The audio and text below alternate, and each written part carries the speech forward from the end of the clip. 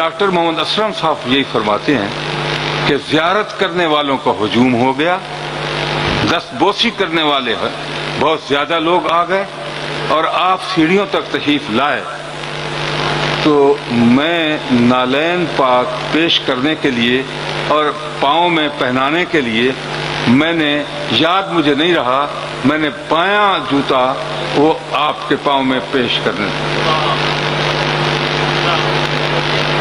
بایاں، حالانکہ مستحب یہ ہے کہ پہلے دایاں اور بعد میں بایاں۔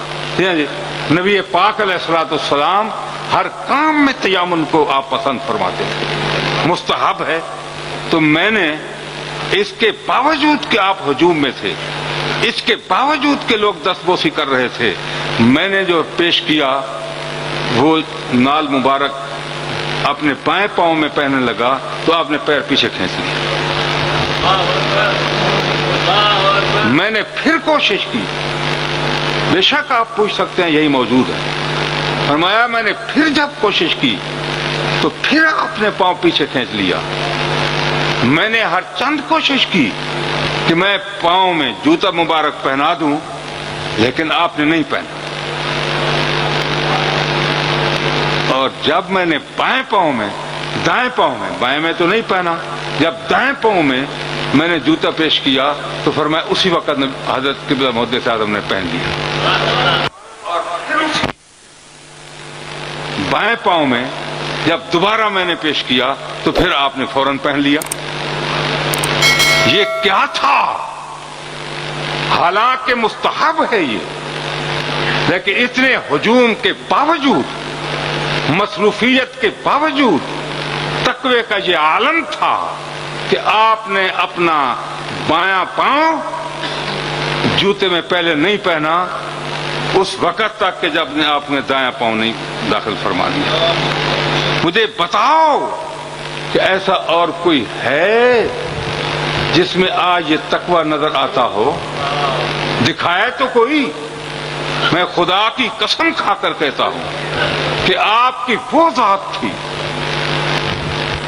جو اپنے دور میں نہ ان کی مثل تھی نہ کوئی مثال تھی، یکتائے روزگار تھے، یکتائے زمانہ تھے اور جامع شریعت و طریقت تھے۔ آپ شریعت اور طریقت کے جامع تھے اور آپ فقاہت میں، علم میں امام ابو حنیفہ کے نائب دکھائی دیتے تھے اور طریقت میں غوث اعظم کا مظہر نظر آتا تھا۔ جنہوں نے غوث اعظم کی سیرت کو پڑھا ہے اور پھر انہوں نے حضور سیدنا محدث اعظم کو دیکھا ہے، خدا ذوالجلال کی قسم ہے کہ ان پر واضح ہے کہ وہ مظہر غوث اعظم دکھائی دیتے تھے، مظہر غوث اعظم دکھائی دیتے تھے اور شریعت میں امام اعظم کے نائب نظر آتے تھے۔ آپ نے ہمیشہ مسلک احناف کو ترجیح دی اور ہمیشہ آپ امام اعظم، امام الائمہ، کاشف الغمہ کہ آپ ان کے مسلک پر کاربند رہے اور آپ کے قول کو اور آپ کے فتاوی کو آپ ہر ایک پر ترجیح دیتے تھے اور یہ فرماتے کہ یہ امام اعظم رحمت اللہ تعالی علیہ تھا۔ اور اسی طرح آپ کو حضور سیدنا اعلی حضرت عظیم البرکت سے محبت تھی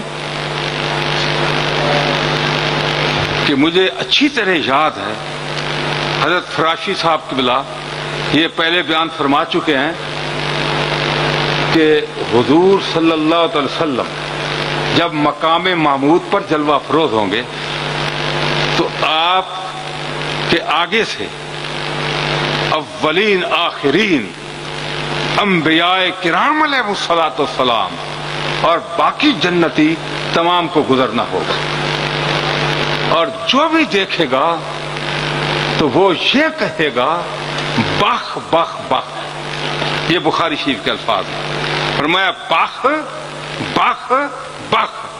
تو آپ جب یہ حدیث پاک بیان فرما رہے ہوتے تو آپ فرماتے کہ اعلی حضرت عظیم البرکت نے اس کا ترجمہ یوں فرمایا ہے کہ خوب خوب ہو. جب آپ کے حسن و جمال کو دیکھیں گے، نبی پاک کے نورانی چہرے پاک کی طرف دیکھیں گے تو کیا کہیں گے جنتی؟ تمام بخ بخ بخ. فرمایا اس کا ترجمہ، حالانکہ دوسرے تراجم بھی ہیں، علماء نے بھی ترجمے کیے ہیں، واہ واہ بھی ترجمہ ہے.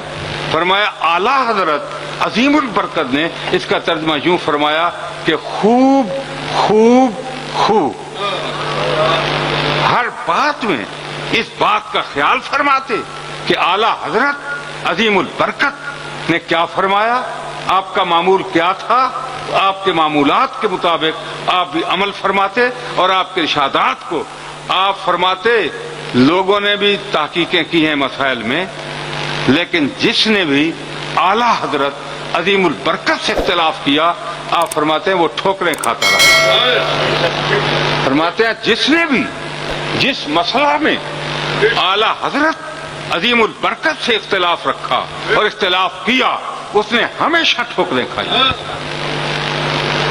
اس لیے آپ اعلیٰ حضرت عظیم البرکت کی تحقیق کو اور ان کے فتاوے کو آپ ہر ایک کی تحقیق پر ترجیح فرماتے تھے. اور عرض میں یہ کر رہا تھا کہ اللہ کا ولی دنیا میں جب ہوتا ہے تو بھی سب کچھ ظاہر اور باطن کو دیکھتا ہے، اور جب ان کا وصال ہو باکمال ہو جائے تو اس وقت بھی میرا ایمان ہے ظاہر کو بھی دیکھتا ہے اور باطن کو بھی